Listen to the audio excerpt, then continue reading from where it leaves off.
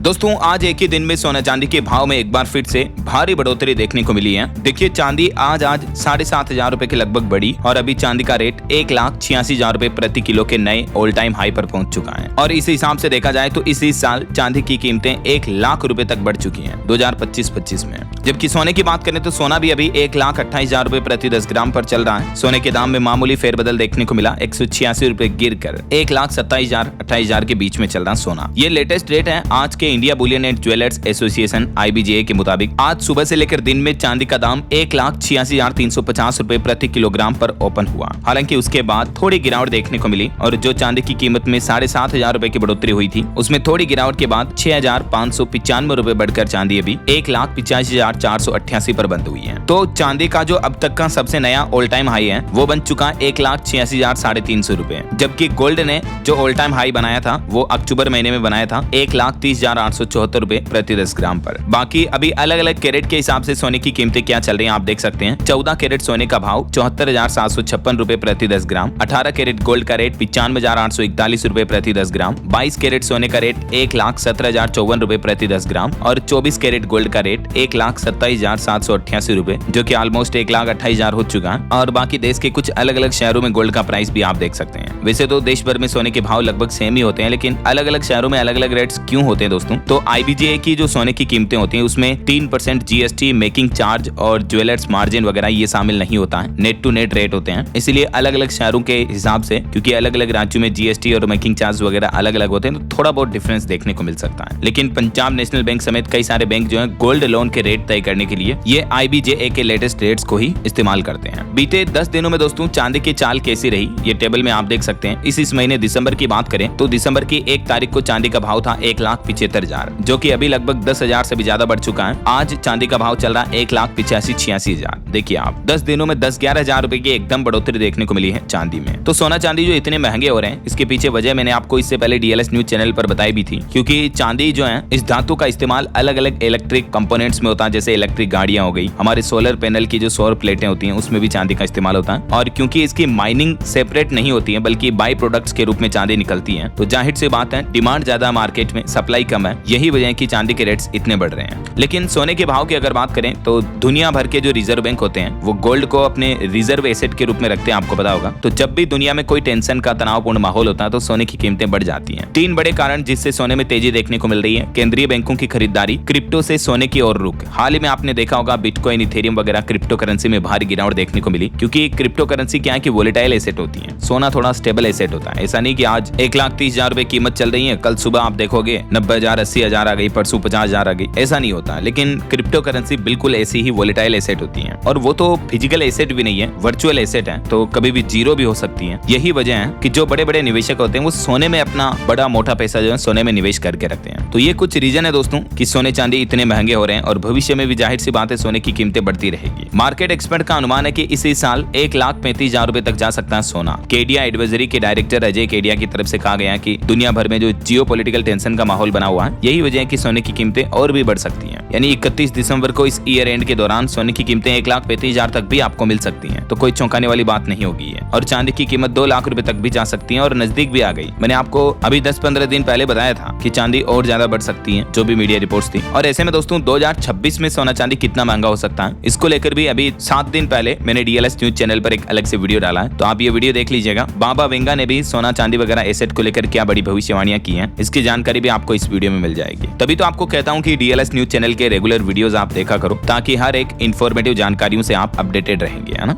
बाकी इस वीडियो को लाइक और शेयर करना, DLS न्यूज चैनल से सब्सक्राइब करके जुड़ी जाना। मिलेंगे अगले नेक्स्ट अपडेट में, तब तक के लिए जय हिंद, जय भारत, वंदे मातरम।